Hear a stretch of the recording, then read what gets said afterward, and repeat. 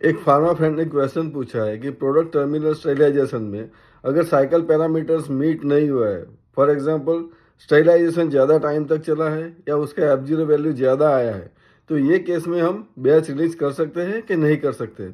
तो इसका आंसर ये है कि जो प्रोडक्ट टर्मिनल स्टेरिलाइजेशन प्रोडक्ट होते हैं उसका साइकिल स्पेसिफिक टाइम टेम्परेचर के लिए या स्पेसिफिक F0 वैल्यू के लिए वैलिडेटेड होता है। और इसका रीज़न ये है कि उतना ही टाइम टेम्परेचर और उतना ही F0 क्यों है कि वो प्रोडक्ट अगर उससे ज़्यादा हीट हुआ तो उसमें चांसेस है कि इम्प्योरिटीज जनरेट हो सकती है, उसमें चांसेस है कि केमिकल डिग्रेडेशन हो सकता है, उसमें चांसेस है कि प्रोडक्ट डिसकलर हो सकता है, और उसमें चांसेस है कि लॉन्ग टर्म स्टेबिलिटी में जाके वो प्रोडक्ट फेल हो जाएगा। प्रोडक्ट टर्मिनल स्टेरिलाइजेशन साइकिल जो है ना, वो एक बहुत स्पेसिफिक डिज़ाइन साइकिल होता है।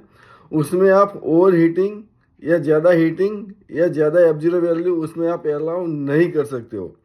अगर कुछ ऐसा हुआ है कि आपका ज़्यादा चला है, ज़्यादा हीटिंग हुआ है या ज़्यादा F0 वैल्यू आया है, तो फिर आपको प्रोडक्ट डेवलपमेंट डाटा एक बार चेक कर लेना चाहिए कि उसमें कितना अलाउड वेरिएशन था।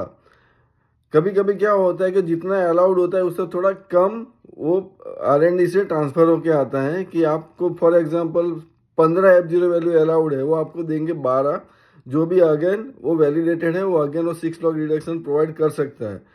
तो वो अलाउड कितना है, उससे एक्सीड हुआ है कि नहीं हुआ है, टाइम टेम्परेचर जितना अलाउड है मैक्स अलाउड है उससे एक्सीड हुआ है कि नहीं हुआ है। और अगर ऐसा केस को कंसिडर करके स्टेबिलिटी डाटा जनरेट किया गया है, तो अगर ये सब डाटा आपके पास है तो आप फिर एक इन्वेस्टिगेशन करके क्यूए का कंकरेंस लेके रेगुलेटरी का कंकरेंस लेके आप एक डिसीजन ले सकते हो कि ये still with in the parameter है तो रिलीज कर सकते कि नहीं कर सकते।